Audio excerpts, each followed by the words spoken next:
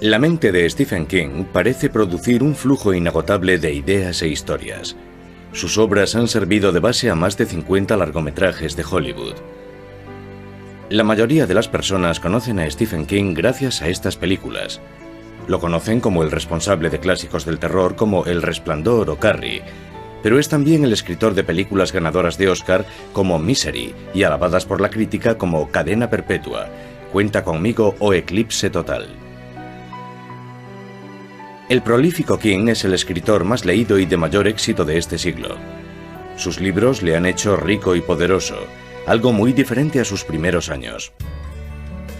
A finales de los años 40, Maine era un estado rural, pobre y poco poblado. La mayoría tenía que trabajar duro para ganarse la vida. Donald Edwin King era uno de ellos. Tras servir en la Marina Mercante durante la guerra, encontró trabajo en Maine vendiendo aspiradoras a domicilio. En 1947, él y su mujer Ruth cuidaban de David, su hijo adoptado de 2 años, en Portland. Los médicos habían dicho a Ruth unos años antes que no podría tener hijos, pero ese año demostró que se habían equivocado. Para su sorpresa, descubrió que estaba embarazada, y el 21 de septiembre dio a luz un niño sano en el Hospital General de Maine, Stephen Edwin King, su segundo hijo y único concebido de forma natural. Los King dieron la bienvenida al recién llegado y volvieron a sus vidas. Como era habitual en esos años, Ruth era ama de casa y cuidaba de los niños, y Donald aportaba el dinero. Así hasta 1950, año en que Donald cambió las vidas de los King para siempre. Dijo, Ruth, salgo a comprar un paquete de tabaco, y esa fue la última vez que lo vio. Ruth se encontró sola con sus 2 hijos, Stephen de 2 años y David de 4. Durante los siguientes 9 años viajaron por todo el país, de la costa este hasta el medio oeste, y otra vez de vuelta. Unas veces vivían con la familia de Ruth y otras con la de Donald. Ruth siempre esperó que Donald regresase. Lo que más recuerdo de mi madre es que era muy trabajadora y eso es algo que nos ha influido a los dos. No creo que nadie pueda decir que Stephen o yo somos unos vagos. También hemos heredado otra cosa de ella, la constancia. Compaginaba a menudo 2 o 3 trabajos para poder sacar adelante a su pequeña familia. A veces no podía pagar una canguro, y los niños tenían que quedarse solos mientras ella trabajaba. David solía leer para Stephen, y luego Stephen leía para David. Así era como cuidaban el uno del otro, y cuando ella volvía a casa, les hacía preguntas para asegurarse de que habían estado atentos a la lectura. En esa época debían de tener 4, 5 o 6 años, eran muy pequeños. Stephen y David crecieron rodeados de libros, principalmente de misterio. Tebeos de terror como los de EC Comics. Uno de los libros favoritos de Stephen era un clásico del terror, Drácula. En 1958, Ruth volvió a Durham, en Maine. Hizo un trato con su familia. Ella cuidaría de sus padres enfermos y, a cambio, su hermana Ethelaine le proporcionaría una casa en que vivir. Pagaban a Ruth con comida y ropa, y en ocasiones trabajaba a media jornada para ganar algún dinero extra. Incluso según los parámetros de Durham, los King eran pobres. Su casa no tenía agua corriente, y durante los fríos inviernos de Maine, Stephen y su hermano tenían que ir a casa de alguna de sus tías para poder bañarse en agua caliente. El modo en que Ruth se enfrentaba a su situación con sentido del humor y su capacidad como narradora influyeron mucho en Stephen. Ruth trabajaba en Pineland con disminuidos psíquicos. Para que un trabajo así resulte llevadero, hay que aplicar el sentido del humor a ciertas cosas que quizá no sean precisamente divertidas. En 1959, David y Stephen combinaron su amor por las palabras con la confianza en sí mismos que les había inculcado su madre. A los 13 años, David encontró una vieja máquina de mimeografiar y puso en marcha el Dave Rag o periodicucho de Dave. Stephen colaboraba con reseñas de programas de televisión. Los hermanos King eran los más pobres del pueblo, pero no pasaban desapercibidos. Dave era muy ambicioso en todo lo que hacía. Y Stephen era un gran lector. Era como un niño grande. Aunque caminase junto a la carretera, iba leyendo un libro, siempre preguntándose si lo conseguiría. El mundo de Stephen giraba alrededor de los libros. En su casa los libros cubrían las paredes de su habitación, y cuando conseguía algún dinero extra, se iba a Lisbon Falls a disfrutar de su segundo pasatiempo favorito, ver películas baratas de terror y ciencia ficción.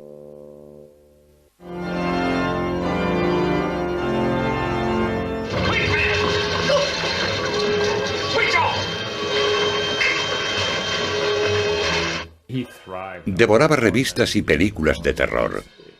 Todas las películas que veíamos eran de terror. Le encantaba pasar miedo, o quizás demostrar que no pasaba miedo. Demostrar que no pasaba miedo. Cuando no podía pagar la entrada, Stephen iba a casa de sus amigos y se quedaban viendo la tele hasta tarde, películas mexicanas de terror y The Twilight Zone. Y siempre aseguraba que los monstruos, espectros y vampiros que hacían gritar a sus amigos no le daban miedo. Al pasar junto a la iglesia, se me ocurrió dar un escarmiento a Stephen por pensar que era tan valiente. No sé cómo me atreví a entrar en la iglesia. Stephen venía silbando por la carretera a las 2 de la mañana. Salí de la iglesia gritando como un fantasma. Se cayó al suelo y salió corriendo a 4 patas gritando como un poseso.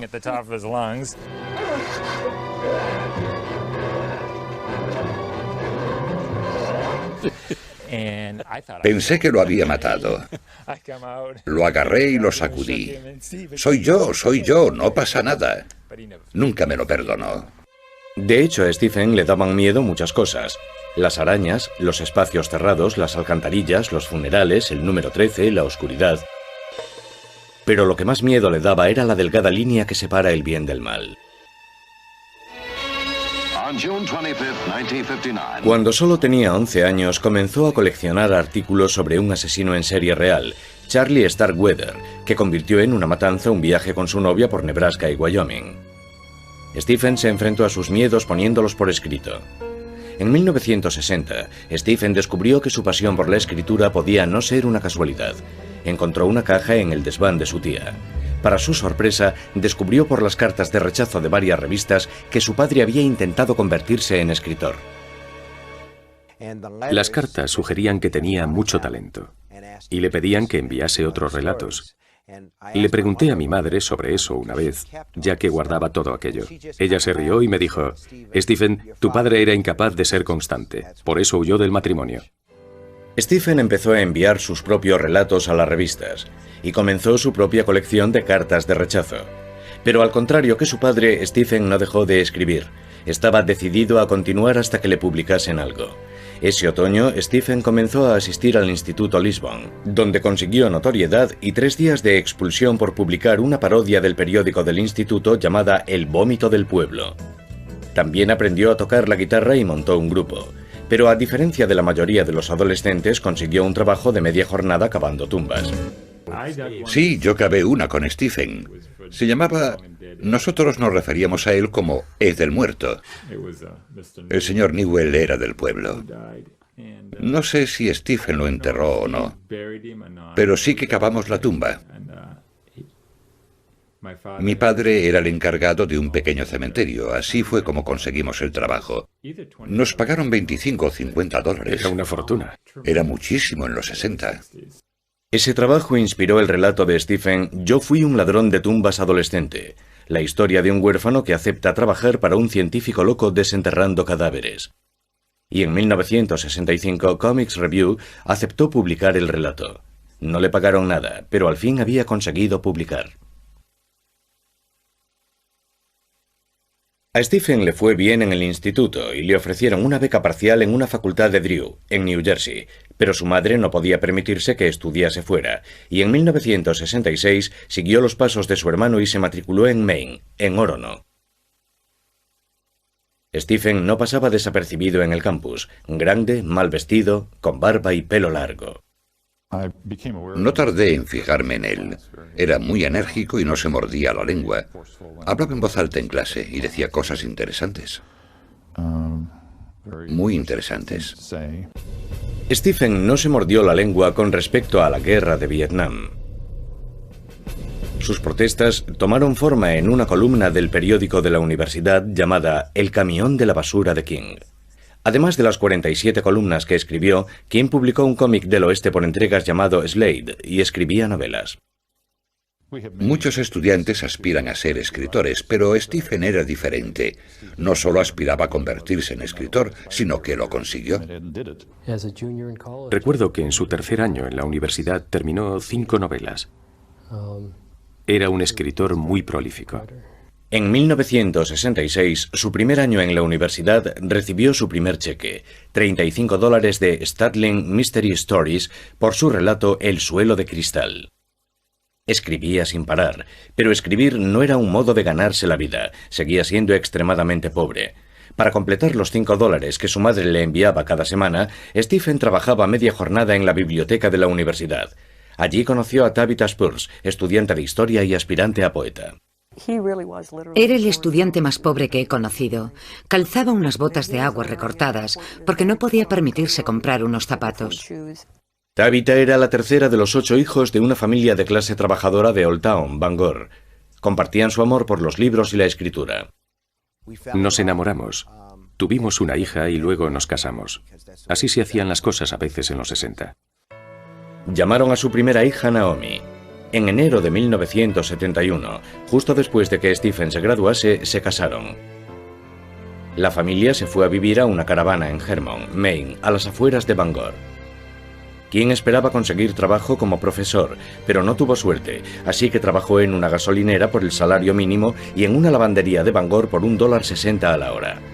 Tabitha trabajaba por la noche en un Dunkin' Donuts. Cuando estaba trabajando en la lavandería de Bangor, había momentos en los que me sentía deprimido o triste, y era porque pensaba que todo lo que había conseguido con mi educación universitaria era repetir la vida de mi madre. El poco tiempo del que disponía Stephen tras trabajar todo el día y ejercer de padre después, lo pasaba ante la máquina de escribir. Pensaba que esa sería su forma de salir de la pobreza. Por fin, en febrero de 1971, Stephen consiguió trabajo como profesor de inglés en la Academia Hamden. Ganaría unos $4.600 al año, una cantidad razonable pero también una pesadilla para él. Ganaría el dinero suficiente, pero su vida sería la de un escritor frustrado. Fue una época dura, tanto que los King tenían que pedir a la compañía telefónica que desconectasen la línea cada cierto tiempo porque no podían pagar las facturas. El segundo hijo de Stephen y Tabitha, Joseph, nació el 4 de junio del 72. Ese verano Stephen volvió a trabajar en una lavandería industrial para completar su sueldo de profesor. Durante el otoño daba clases todo el día, volvía a casa, corregía ejercicios y preparaba las clases antes de encerrarse a escribir en el cuarto de la caldera de la caravana. Durante al menos 2 horas cada noche, Stephen se sentaba en el estrecho habitáculo y daba rienda suelta a sus historias con la máquina de escribir sobre sus rodillas. No tardó en encontrar un espacio para sus relatos, las revistas para hombres como Cavalier, Dude, Gent o Swank. Quería mandarle a mi madre algunos de esos relatos que había publicado, así que los fotocopiaba en la biblioteca de la universidad, porque aparecían junto a anuncios, como por ejemplo, llama al 1-800, tetas, y no quería que mi madre viese todo eso. Stephen ganaba unos $200 por relato.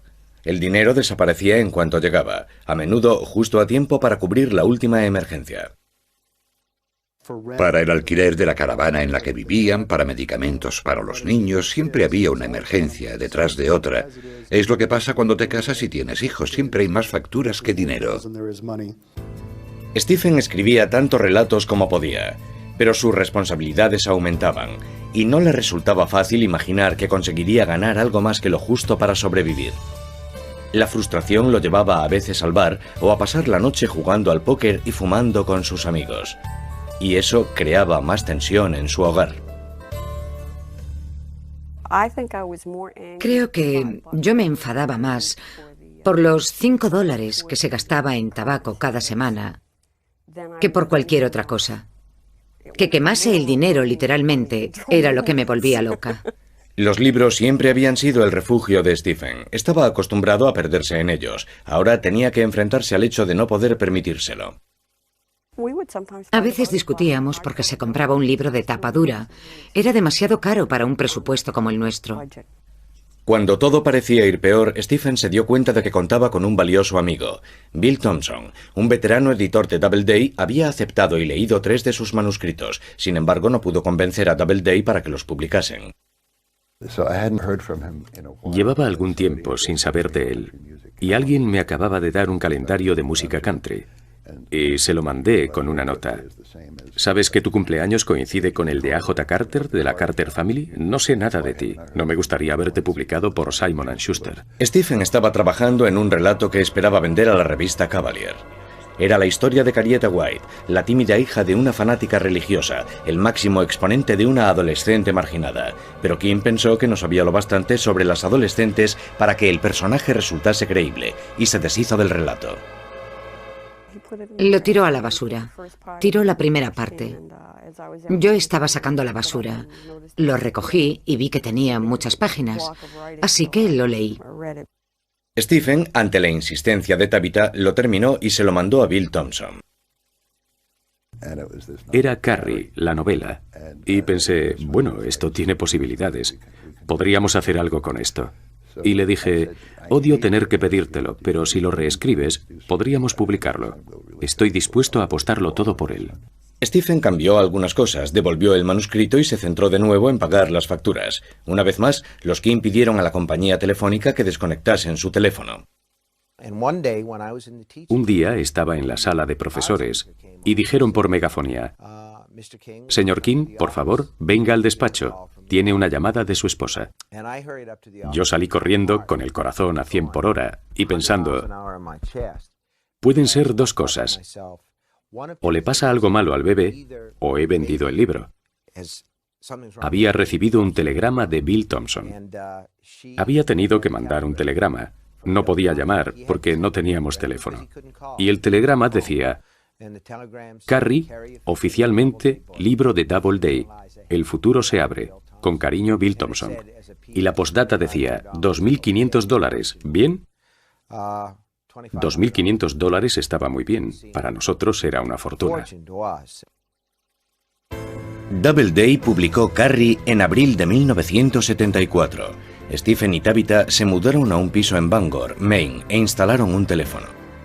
Stephen todavía soñaba con abandonar la enseñanza, pero no se hacía ilusiones, no creía poder ganarse la vida como escritor.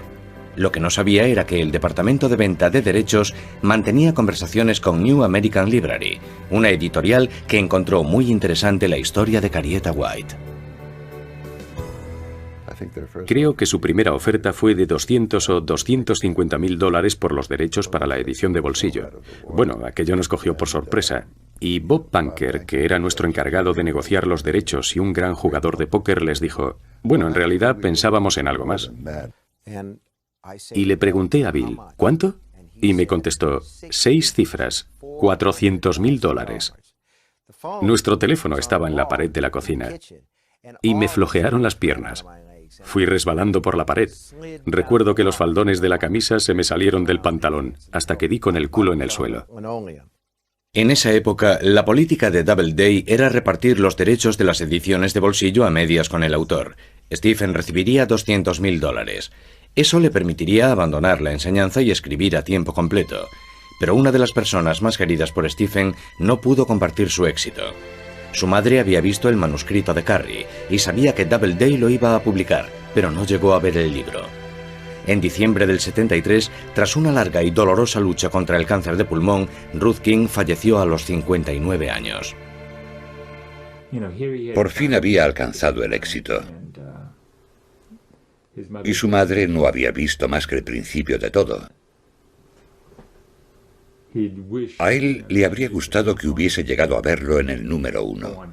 Para entonces ya había vendido los derechos de Carrie para la edición de bolsillo, y creo que, tras su muerte, él lamentaba que no pudiese ver lo que estaba por llegar.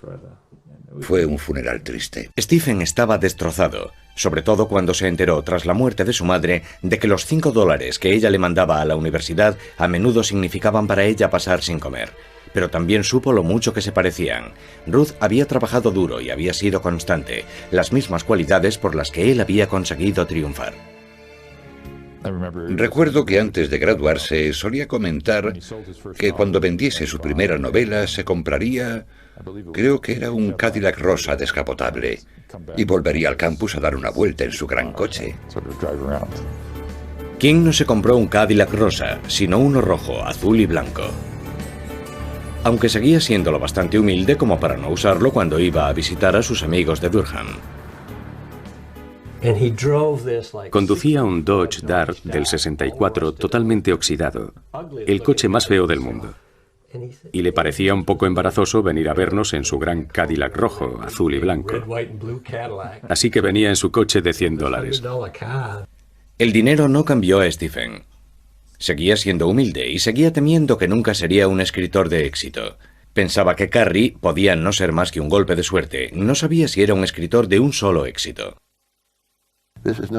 No es ningún tonto. Creo que pensó, lo he conseguido, pero podría perderlo. Voy a disfrutar mientras dure. Stephen King escribía constantemente, 1500 palabras al día. Se inspiraba en la gente que conocía, en lo que él mismo vivía y en la vida cotidiana y rural de Maine. Su siguiente libro, El misterio de Salem Slot, era una historia sobre Drácula ambientada en una pequeña población de Maine. Envió el manuscrito a Doubleday, compraron el libro y vendieron los derechos de la edición de bolsillo por $500.000. De nuevo Stephen recibió la mitad. Sus 2 primeras novelas le habían hecho ganar casi $500,000. Algo increíble para un autor novel, y eso sin contar la venta de derechos para el cine. Tras La semilla del diablo, el terror estaba de moda en Hollywood, y Columbia Pictures compró los derechos de Carrie, su primer libro. Pero King no conseguía librarse del miedo de no alcanzar lo que tanto ansiaba. Pensó que un cambio de ambiente le inspiraría nuevas historias, y por primera vez en su vida tenía el dinero suficiente para dejar Maine. En otoño de 1974, los King se montaron en su nuevo Cadillac y llegaron hasta Boulder, Colorado. En Boulder, King no consiguió centrarse en el trabajo. Comenzaba una historia tras otra, pero ninguna lo satisfacía. Pensando que le vendrían bien unos días libres, preguntó dónde podía pasar un fin de semana tranquilo con Tabitha y los niños. Le recomendaron el Hotel Stanley, en Estes Park. De hecho, estaban a punto de cerrar durante la temporada de invierno. Se registraron y prácticamente tenían el hotel para ellos solos. La imaginación de King comenzó a desatarse. Paseaba por los pasillos. Veía una manguera enrollada y en su mente la veía y la oía cobrar vida y golpear el suelo. Comenzó a trabajar en la historia de un niño con poderes paranormales que corre el peligro de ser atrapado por el mal que habita en el Hotel Overlook y ve su vida amenazada por un padre borracho. Pero esta no era solo otra historia de terror. Stephen estaba escribiendo sobre sus propias vivencias. Sobre todos los que han estado casados 3 o 4 años y han estado sin Blanca y todo eso, se crea una gran tensión entre las personas. Y hay mucho de eso en la novela El Resplandor, que tiene que ver con el alcohol, con la ira, con muchas de las cosas que yo sentía en aquella época. Stephen King terminó El Resplandor en Colorado. Aunque Boulder le había inspirado, el corazón de Stephen estaba en el este. En 1975 regresó a Maine con su familia. El segundo libro de Stephen, El misterio de Salem Slot, salió a la venta cerca del día de Halloween, y poco después lo hizo la edición de bolsillo. A finales de 1976, un nuevo público descubrió a Stephen King gracias a la película Carrie, protagonizada por Sissy Spacek.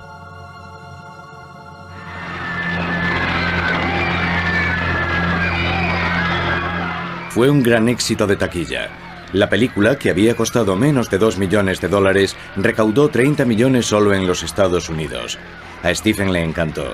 Le encantó la forma en que Brian De Palma había dirigido la película, y le encantó acceder a un público nuevo. Y gracias al éxito de Carrie, a Hollywood le encantaba a Stephen King. La película Carrie puso a King en el mercado de un modo que un libro no podría haber conseguido. Quieres acceder a la gente que no lee libros. Una película como Carrie hace que vayan a las librerías. Las ventas dieron a Stephen la confianza para pedir a Doubleday que publicase sus libros que habían sido rechazados antes del lanzamiento de Carrie. Stephen quería ver publicada la primera novela que había escrito, Rabia, la historia de un estudiante que asalta su escuela y mantiene como rehenes a sus compañeros. Pero Doubleday no quería saturar el mercado con su nombre, así que convenció a la empresa que publicaba sus ediciones para lanzar Rabia bajo un seudónimo, Richard Bachman. Rabia, de Richard Bachman, se hundió como una piedra. El mundo no quería una novela de Richard Bachman, y creo que se sintió bastante decepcionado. Pero el mundo quería un nuevo libro de Stephen King, y en 1977 Doubleday publicó El Resplandor. Se vendieron 50.000 libros de tapa dura y Stephen jugaba ya en una nueva liga. Fue su primer superventas en tapa dura. Las ventas de la edición de bolsillo ascendieron a casi 2,5 millones de copias. Los 3 primeros libros de Stephen King eran ya superventas y con La danza de la muerte, editado en 1978, produjo su obra maestra. Este libro es probablemente el favorito de todos, el que todos quieren conseguir. Hoy día su precio supera los $1.200. La danza de la muerte es única en la obra de King. Aquí se muestra como un autor capaz de crear personajes grandes y pequeños al estilo de Dickens. La danza de la muerte es una novela apocalíptica sobre un virus de la gripe que mata a la mayor parte de la población. Los supervivientes se enfrentan en una batalla del bien contra el mal. El manuscrito original tenía 1.200 páginas y pesaba 5,5 kilos. Doubleday rehusó publicarlo si Stephen King no eliminaba 400 páginas. Stephen, que había hecho ganar millones a Doubleday, se sintió con derecho a exigir, pero ellos insistieron. Para empeorar las cosas, debido a un contrato anterior que distribuía sus ganancias en pequeños incrementos anuales, ni siquiera recibía su parte de los beneficios. Pero lo que ya no pudo soportar fue el modo en que los ejecutivos de Doubleday trataban a su escritor más importante. Cada vez que venía a Nueva York a reunirse conmigo, a repasar un manuscrito o lo que fuese, cuando caminaba con él por los pasillos y nos cruzábamos con algún jefazo, nunca lo reconocían. Tenía que volver a presentárselo. En 1978 dejó Doubleday y negoció un trato con New American Library, responsables de sus ediciones de bolsillo. Le dieron un adelanto de $2,5 millones por 3 libros. Las cosas habían cambiado mucho para el escritor que solo 7 años antes había llorado de alegría por sus $2.500 de adelanto por Carrie. Ahora podía vivir con su esposa, Tabitha, y sus 3 hijos donde quisiese, pero decidieron quedarse en Maine. Alquilaron una casa en las afueras de Bangor, en Orrington, junto a una carretera con mucho tráfico y peligrosa, como pronto averiguarían. De hecho, los camiones mataban a tantos animales que estos tenían su propio cementerio. El bosque que estaba tras la casa de Stephen. Uno de los niños, que tenía un carrito, ponía el cuerpo en él, lo arrastraba, lo llevaba hasta allí y con gran ceremonia cavaba una pequeña tumba, lo enterraba y después oficiaba allí un pequeño funeral. Cuando Smaky, el gato de Stephen, fue atropellado, también fue enterrado allí. Y entonces los King se enfrentaron a la peor pesadilla de todo padre. Su hijo menor casi perdió la vida en la carretera.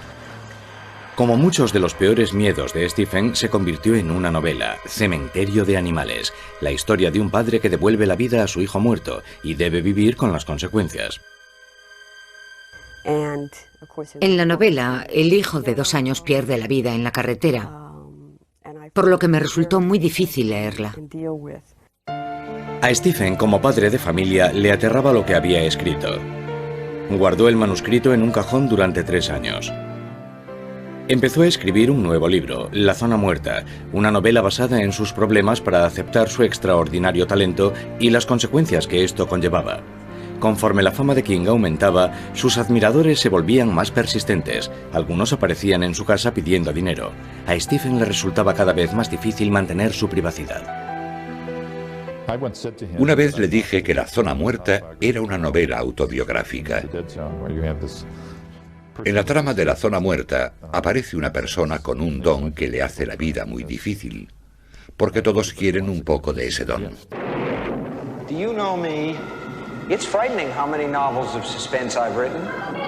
Esto incluía a los anunciantes y a los estudios de Hollywood. Vendía los derechos de sus libros con la misma rapidez con que los escribía. En 1979 se estrenó la película El Resplandor, de Stanley Kubrick. A King le encanta el cine y ve muchas películas. Cuando surgió el nombre de Kubrick, al principio estaba muy contento porque la obra de Kubrick le gustaba y tenía grandes expectativas. La película fue uno de los filmes con los que la Warner Brothers más recaudó en toda su historia. King opinaba que la película era visualmente magnífica y también terrorífica, pero que Kubrick había ignorado uno de los temas fundamentales del libro, la desintegración de la familia. Kubrick ignoró el verdadero subtexto del libro y digamos que creó su propia historia basándose en que Jack se vuelve loco. Pero no cuenta la historia del modo en que King la escribió. King utilizó su gran influencia y exigió poder decidir quién dirigiría sus historias a partir de entonces. Desconfiaba de Hollywood y quería mantener la distancia con el mundo de las estrellas. Necesitaba más privacidad y seguridad para mantener alejados a sus admiradores. En 1980 compró una mansión victoriana en Bangor, Maine. Fueron necesarios 3 años de reformas para restaurar la casa, de 126 años. El niño que había crecido sin agua caliente podría disfrutar de una piscina interior de 15 metros. Y al más puro estilo Stephen King, había murciélagos dentro y fuera de la casa.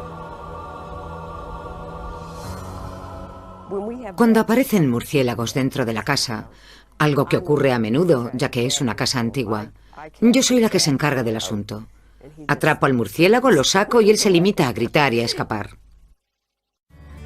Al disfrutar de la privacidad con su familia, la capacidad narrativa de Stephen King explotó. Entre 1980 y 1984 publicó 14 novelas, y no era más que la punta del iceberg. También escribió poesía, teatro, guiones originales y relatos cortos.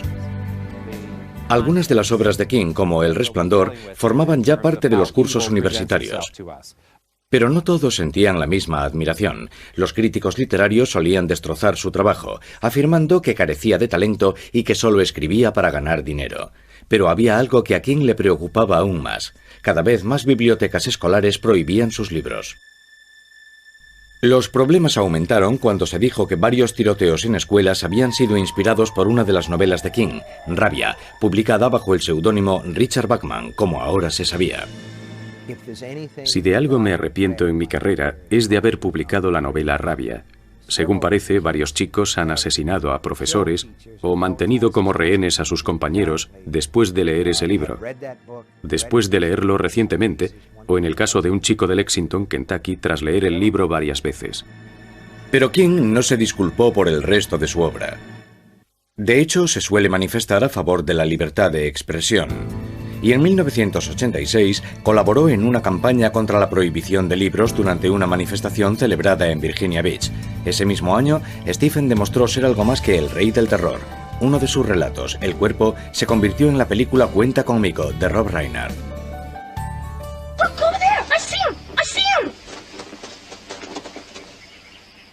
None of us could breathe. Somewhere under those bushes was the rest of Ray Brower. Esta historia de iniciación ambientada en Maine se basaba en un suceso real de la infancia de King, y los 4 chicos eran una combinación de varios de sus amigos de Durham. La película despertó en King viejos y emocionantes recuerdos. Cuando la película terminó me dijo, dame unos minutos, ahora no puedo hablar. Y estuvo fuera 20 minutos, y luego dentro sentado solo. Le llevó un rato recuperarse, porque para él fue doloroso revivir aquella época. A finales de los años 80, Stephen King había vendido más de 100 millones de libros. Era uno de los hombres más poderosos de Hollywood y del mundo editorial. El que se había definido como un paleto de Maine dirigía un imperio que incluía libros, series de televisión y grabaciones de sus libros. By then, he was having a hard time keeping her from leaping back across the room and grabbing David. Su camino desde la pobreza a la riqueza parecía una película de Hollywood. Al contrario que sus historias, parecía que iba a tener un final feliz. Había sido feliz en Maine y ahora podía devolver algo a Maine. En Bangor no disponían de un campo para la liga infantil de béisbol. Su hijo menor, Owen, era un buen lanzador y Stephen, gran aficionado al béisbol, decidió que era el momento de saltar al campo. Se le ocurrió construir un campo para la liga infantil de béisbol aquí en Bangor. Corrió con todos los gastos y todo surgió de su interés porque los niños tuviesen un campo decente en el que poder jugar. Stephen tampoco olvidó la importancia que la biblioteca pública había tenido en su formación como escritor. Con su esposa Tabitha como directora, encabezó una campaña para recaudar fondos con el fin de ampliar la biblioteca municipal de Bangor. Incluso consiguió hacer realidad un sueño de juventud, ser una estrella del rock. Compró la emisora local especializada en música rock para asegurar su supervivencia. On rhythm guitar, Stephen King. Y junto a otros escritores como el periodista Dave Barry, salió de gira con los Rock Bottom Remainders para recaudar fondos para apoyar la alfabetización y otras causas. Su mayor miedo es que toda la banda deje de tocar y le digan, ahora tú.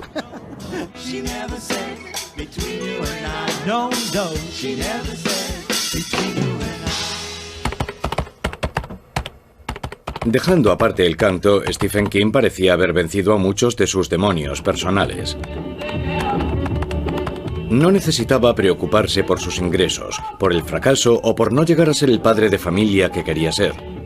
Podía escribir solo por el placer de hacerlo, y su trabajo era cada vez más respetado. La película Misery, de 1990, que se basaba en una novela suya de 1987, consiguió 4 nominaciones a los Oscar.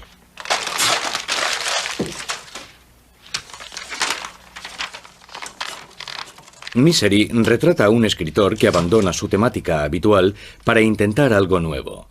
Desgraciadamente es secuestrado por su autoproclamada admiradora número 1, una mujer aterradora que lo mantiene encerrado en una cabaña hasta que escriba una novela para ella. I'm sorry, Paul, this is all wrong. What? You'll have to do it over again. It's not worthy of you. Throw it all out. Except for that part of naming the gravedigger after me. You can leave that in.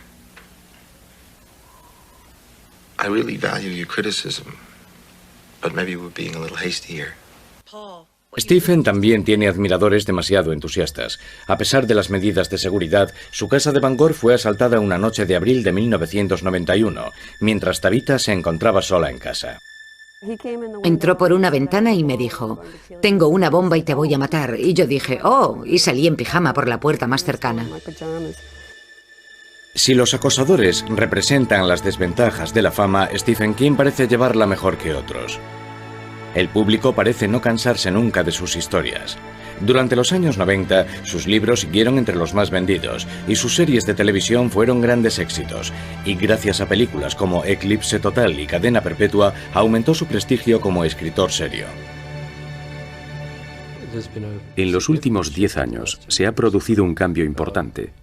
La gente lo veía como un escritor rico y popular. Creo que ahora muchos lo consideran un escritor importante. En 1999, King tenía más de lo que habría podido soñar.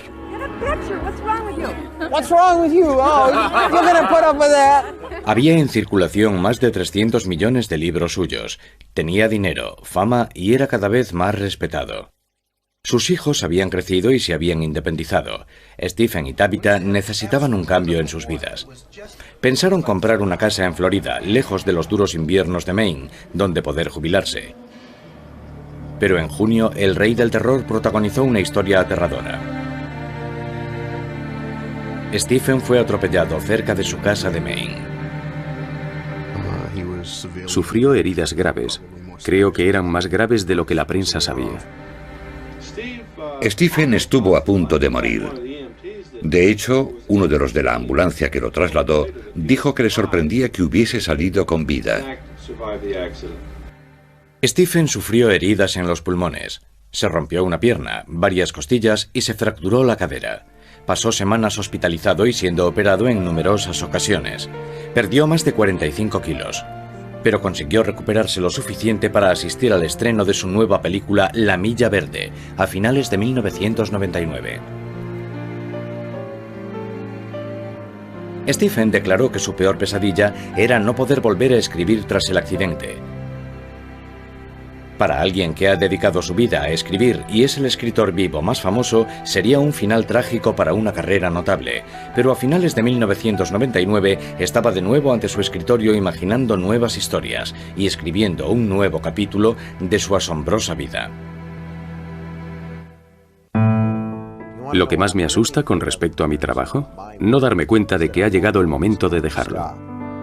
Dejarlo no parece entrar en los planes de Stephen King. Sigue siendo tan prolífico como siempre.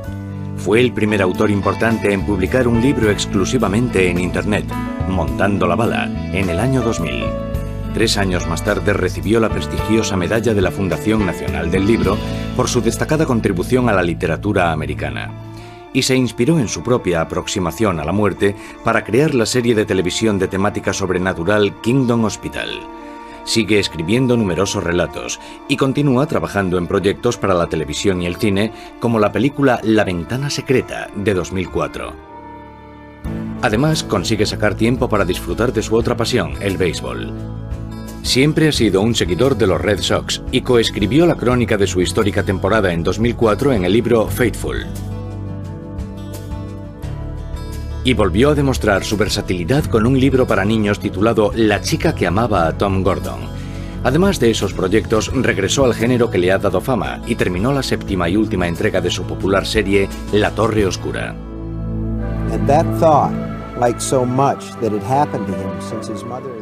El trabajo que ha hecho es asombroso, no solo por el volumen de su obra, sino por el tipo de material y los personajes que ha creado. Creo que es uno de los mejores narradores de la historia. Comparto la opinión de que Stephen King ha narrado la segunda mitad de este siglo de un modo que hará que la gente lo lea dentro de 50 o 100 años. As if his mind and body had turned into some sort of pipe.